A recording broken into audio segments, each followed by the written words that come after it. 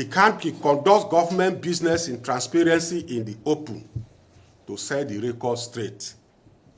One, that Judge Nweke lied when he claimed that he was with the governor when the governor handed over a bag of money to Edison Ehe to bomb the State House of Assembly.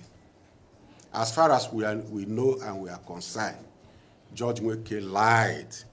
The true position is that when the bombing in the State House of Assembly took place, the Nigerian police force made over 7 arrests.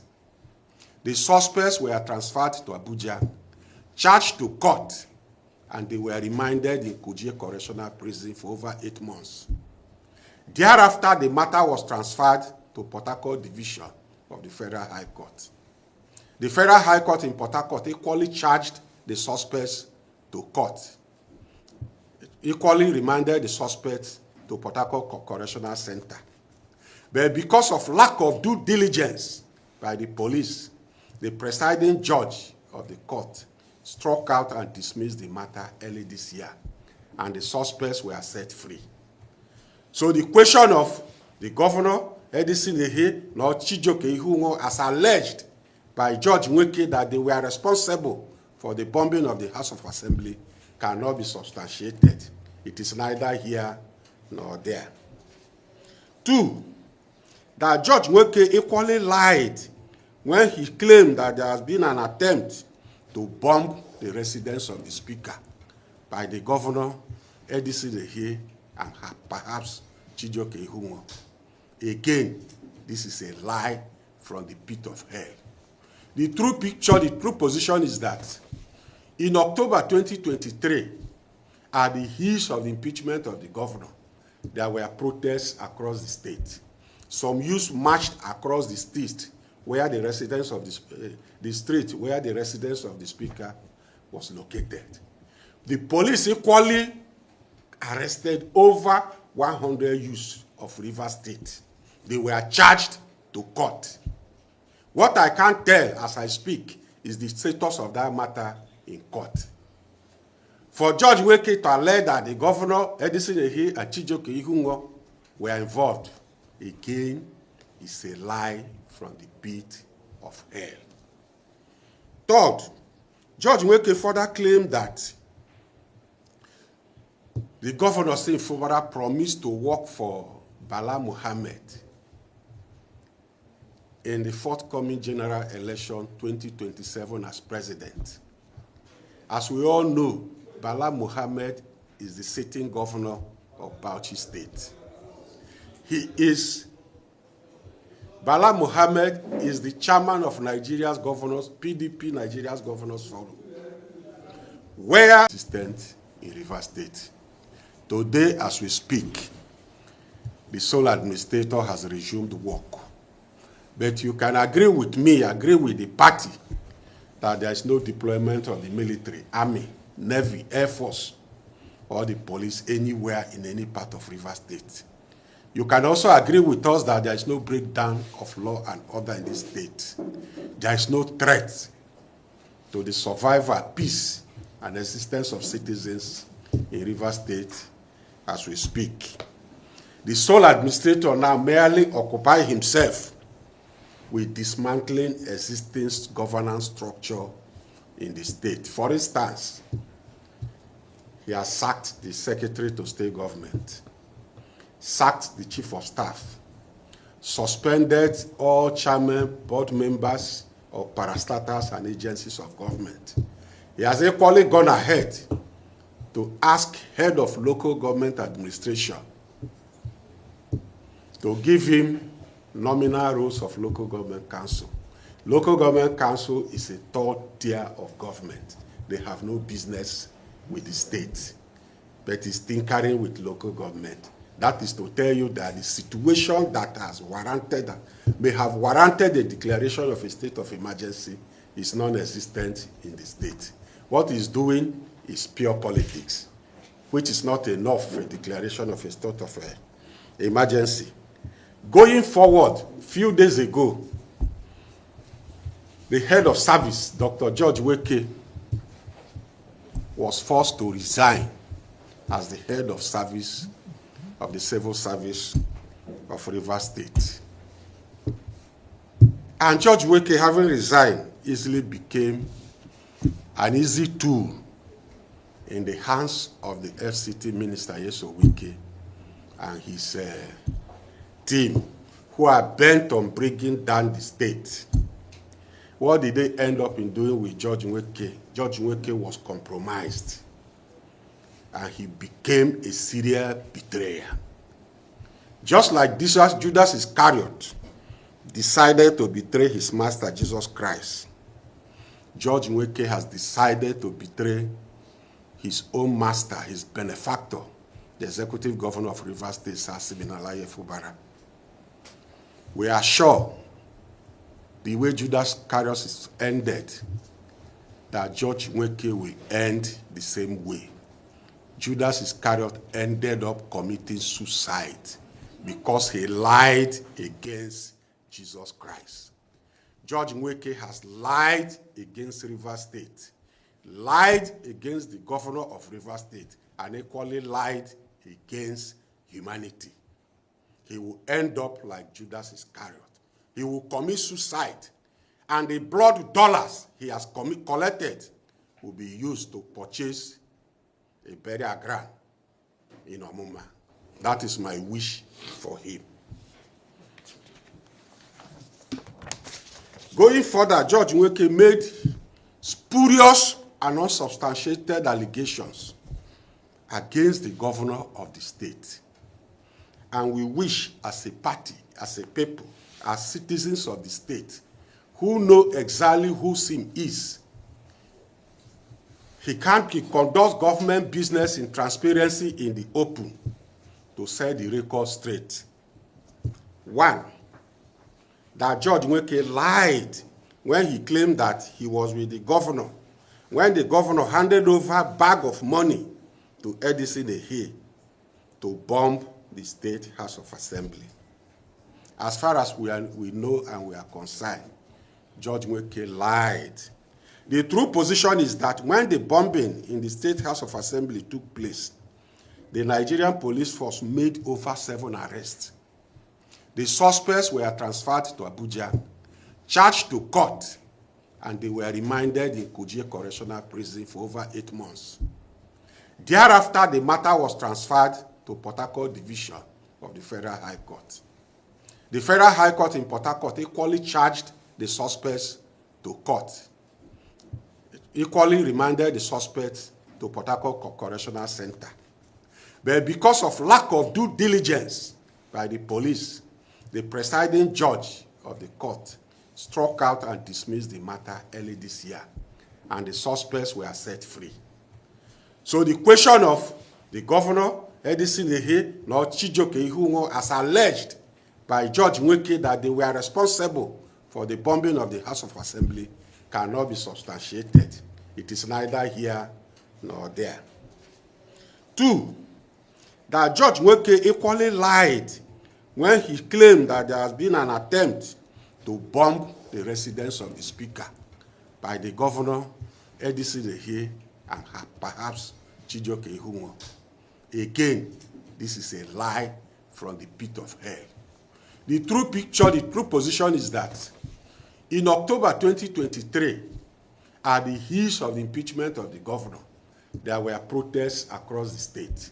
Some youths marched across the state where the residence of the street where the residence of the speaker was located. The police equally arrested over 100 youths of Rivers State. They were charged to court. What I can't tell as I speak is the status of that matter in court. For Judge Nweke to allege that the governor, Edison Ehe, and Chijoke Ihungo were involved, again, is a lie from the pit of hell. Third, Judge Nweke further claimed that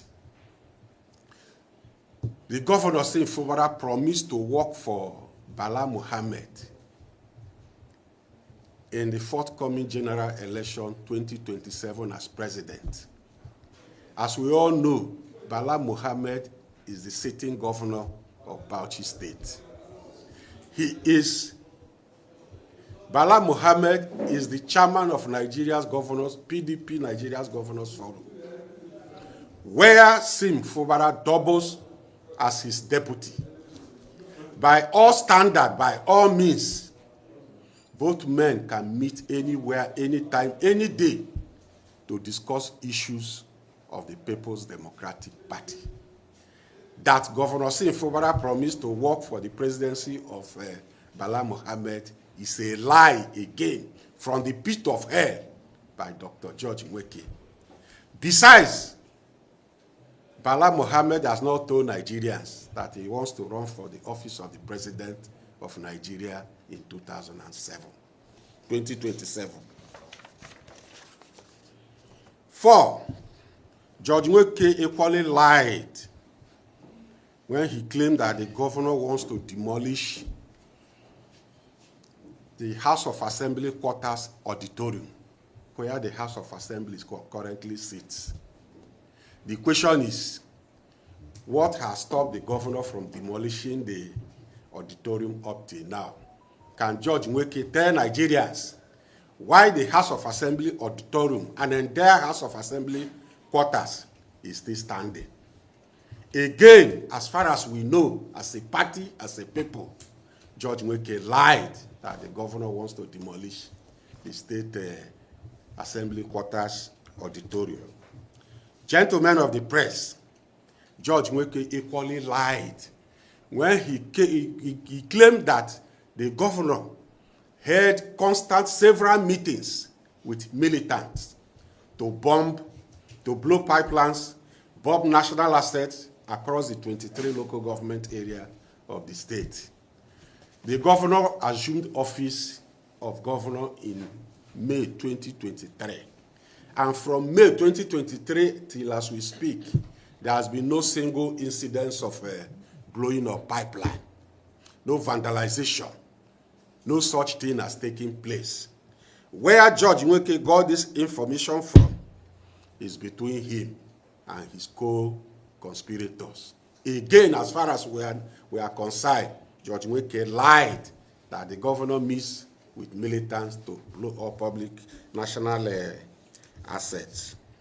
Number 6, George Nweke equally lied against the trade union, NLC, TUC, and other labor unions in Nigeria, that they want to carry out protests to distort facts, distort issues in the state. Again, it's a lie. Governor Fubara, on assumption of office, created a friendly relationship with the labor unions. In fact, the backlog of civil service promotion, he ensured that every civil servants were promoted. He equally ensured that in the past 2 years that he gave bonus to civil servants. When it comes to the issues, welfares of civil servants, welfares of citizens, the governor didn't play with it. If there is a relationship between the governor and the labor union, it is because the governor has created that friendly relationship with them. That the governor meets with labor union, dole out money to them to distort fast an issue, to carry out protests in Rivers State by George Nweke is also neither here nor there. There are claims that cannot be substantiated. He equally claimed, number 7, that the governor has set aside huge sums of money to influence the media. The media to do what? To influence them to do what? The governor has carried out projects in this state, and the projects the governor carried out speaks for the project, for him and the state. Before the declaration of state of emergency, Governor Sim Fubara embarked on 2 weeks non-stop project commissioning. He did the same late last year. If Sim is popular, it's not because he paid the media. It is because he is delivering on the dividends of democracy and the mandate given to him by Rivers people. For Nweke to claim that the governor set aside huge sums of money to the media is equally lies from the pit of hell, and the lies cannot be substantiated. Number 9, he claimed that sometimes he slept in government house. Sleep in government house to do what? That is the question. He is neither the chief of staff nor the SSG that constantly meet with the governor. If the chief of staff tells us he sleeps in his office in government house, it's understandable. The SSG cannot even sleep in government house because he doesn't have an office there. George Nweke doesn't have an office in government house. Which office did he sleep? Which guest house did he sleep in government house? The government house doesn't have a guest house where the head of service, George Nweke, will sleep. Beyond this, George Nweke, by mandate of his office, deals with the civil servants. It doesn't deal with politicians. It doesn't deal with the governor. George Nweke, by all standards and all measures, cannot attend political meeting where the governor sits or presides. It is either the SSG, chief of staff, and other officers of government, including commissioners, and not the head of civil service. Again, this claim against the governor and the state is also substantiated, a lie from the pit of hell. George Nweke, by all means and measure, is a serial liar. Finally, George Nweke claimed that Rivers elders and Rivers people should re-examine their support for the governor. Re-examine their support. How? The question is how. You, a serial betrayer, now trying to address elders and leaders of Rivers State. You left government barely a week today, and you find yourself in the house, the office, the hotel of the Federal Capital Territory Minister, FCT Nweke, in Abuja. The first question is, what was his aim? How did George Nweke travel to Abuja? Was he forced to go to Abuja?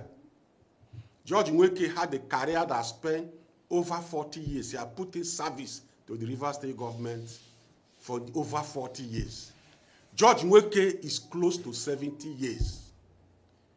So whatever he's doing, whatever he's saying, whatever script he has read is because he was prepared and he has made up his mind for it. Nothing happens by accident. He bought the ticket that he used in traveling to Abuja.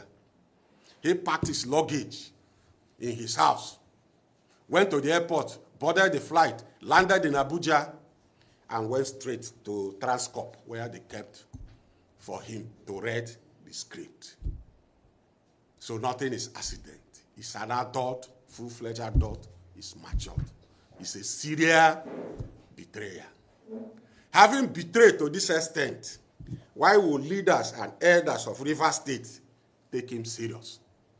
Why did he think he's in a position to counsel Rivers elders and people to review their support for the governor?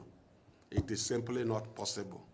The support the leaders and elders of Rivers State, including Rivers citizens, have for the governor is sacrosanct. They trust his government, and they will continue to trust their government. They trust the governor as a person, they will continue to trust him. SIM conducts government business in the public with all degree of transparency. Therefore, the people will continue to support him. Finally, because we have examined, we have looked, and we have found no iota of truth in the entire drama that George Nweke acted, we have come to the conclusion that George Nweke, one, is a betrayer, serial betrayer. Two, highly compromised. Third, that he could not resist blood dollar.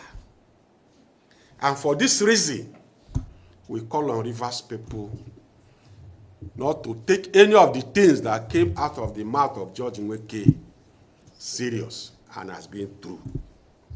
Two, we call on the President of the Federal Republic of Nigeria, Bola Ahmed Tinubu, to see the desperation in his minister. The minister wanted Supreme Court judge. They have given him. He wanted a state of emergency. the president has given him. What else does the minister want from the governor and Rivers people? Perhaps the head of John the Baptist. But the head of John the Baptist is not available. We therefore call on the president to call his minister to order that enough is enough. A state of emergency is in place. Let him allow the state of emergency to run its full course without interference. We call on our supporters, the People's Democratic Party, to be patient. As anything that have a beginning must equally have an end. That we have a state of emergency today is not the first time a state of emergency is being declared in Nigeria. It shall surely come to pass.